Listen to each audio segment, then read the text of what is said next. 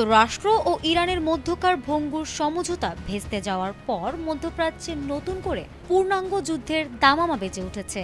Hormuz প্রণালীতে বাণিজ্যিক জাহাজে হামলার অজুহাতে মার্কিন সামরিক বাহিনী দক্ষিণ ইরানে ব্যাপক বোমাবর্ষণ শুরু করলে পরিস্থিতি দ্রুত নিয়ন্ত্রণের বাইরে চলে যায়। ওয়াশিংটনের এই বিমান হামলায় ইরানের অভ্যন্তরে কমপক্ষে 14 জন নিহত এবং 78 জন আহত হয়েছে বলে ইরানি কর্মকর্তারা নিশ্চিত করেছেন।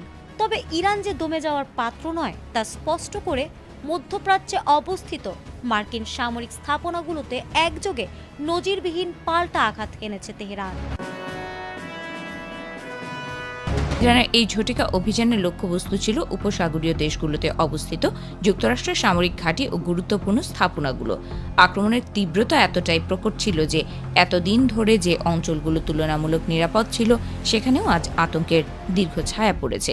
বিশেষ করে কাতার, যারা এতদিন পর্দার আড়ালে থেকে ইরান ও যুক্তরাষ্ট্রের মধ্যে মধ্যস্থতার কঠিন কাজটি করে আসছিল, তারাও আজ সরাসরি এই সংঘাতে আগুনের আঁচ পেয়েছে।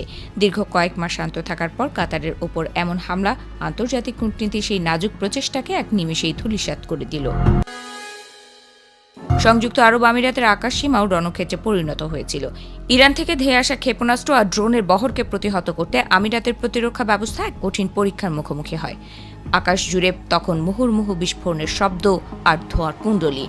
মে মাসের শুরুর পর থেকে যে শান্ত পরিবেশ সেখানে বজায় ছিল, রোববারের এই আকস্মিক আঘাত সেই শক্তিকে পুরোপুরি চুরমার করে দিয়ে আবারও বড় ধরনের যুদ্ধের ইঙ্গিত দিয়ে গেল।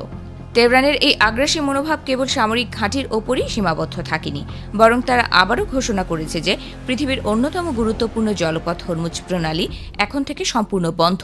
এই ঘোষণার পরপরই বিশ্বজুড়ে জ্বালানি তেলের বাজারে চরম অস্থিরতা তৈরি হয়েছে। হরমুজ প্রণালী দিয়ে বাণিজ্য ও জ্বালানি পরিবহনের যে স্বাভাবিক পথ তা বন্ধ হয়ে যাওয়ার অর্থ হল বিশ্ব অর্থনীতিতে এক ভয়াবহ ধাক্কা, যার রেশ ইতোমধ্যেই বৈশ্বিক মূল্যস্ফীতির ওপর পড়তে শুরু করেছে।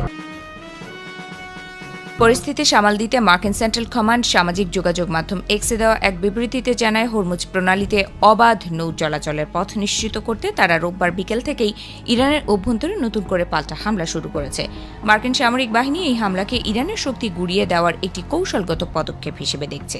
আকাশপথে যুদ্ধের এই নতুন পর্বে দুই পক্ষেরই শক্তি প্রদর্শনের যে উন্মাদনা দেখা যাচ্ছে, তাতে পুরো অঞ্চলের নিরাপত্তা ব্যবস্থা ভেঙে পড়ার উপক্রম হয়েছে। হোয়াইট হাউসের অল ইন্ডিয়া থেকে প্রেসিডেন্ট ডোনাল্ড ট্রাম্পের কণ্ঠেও আজ যুদ্ধের কঠোর সুর। রয়টার্সের সাথে সংক্ষিপ্ত এক ফোন আলাপে তিনি স্পষ্ট করে দিয়েছেন যে এই সংকটে যুক্তরাষ্ট্র কোনো ছাড় দিতে রাজি নয়। তীব্র ভাষায় তিনি জানালেন, তারা ইরানের ওপর প্রচণ্ড আঘাত হানছেন। ট্রাম্পের এই মন্তব্য গত সপ্তাহের সেই সতর্ক বার্তাটিকেই নতুন মাত্রা দিল, যেখানে তিনি জানিয়েছিলেন যে যুদ্ধবিরতি চুক্তি কার্যত মৃত, তবে কূটনৈতিক আলোচনার ক্ষীণ একটি পথ এখনও খোলা রেখেছেন। ইরানের ভেতরেও একই উত্তাপ অনুভূত হচ্ছে। বন্দর আব্বাস এবং কেশব দ্বীপের আশেপাশে আকাশ জুড়ে দেখা যাচ্ছে আগুনের লেলিহান শিখা। স্থানীয় সংবাদ মাধ্যমগুলো জানিয়েছে, মার্কিন হামলার জবাবে আকাশপথে শক্তিশালী বিস্ফোরণে কেঁপে উঠছে ইরানের সমুদ্র উপকূলীয় এলাকা। গত এপ্রিলের পর থেকে যে অস্থিরতা শুরু হয়েছিল, রোববারের এই সহিংসতা তাকে এক চরম সীমানায় নিয়ে গেছে, যা গত মাসে স্বাক্ষরিত অন্তর্বর্তীকালীন যুদ্ধবিরতি চুক্তির কফিনে শেষ পেরেক ঠুকে দিয়েছে। 28 ফেব্রুয়ারি যুক্তরাষ্ট্র ও ইসরায়েলের শুরু করা এই সামরিক অভিযানের জেরে পুরো উপসাগরীয় অঞ্চল আজ বারুদের স্তূপের ওপর দাঁড়িয়ে। হরমুজ প্রণালী নিয়ে এই লড়াই কেবল দুই দেশের ক্ষমতার লড়াই নয়, বরং এর প্রতিটি বিস্ফোরণ বিশ্ববাজারে জ্বালানি তেলের দাম বাড়িয়ে জনজীবনকে অতিষ্ঠ করে তুলছে। কূটনৈতিক সব পথ যখন একে একে বন্ধ হয়ে আসছে, তখন এই যুদ্ধ কবে থামবে এবং এর শেষ পরিণাম কি হবে, সেই প্রশ্নের উত্তর আজ খোদ বিশ্ব নেতাদের কাছেও অজানা।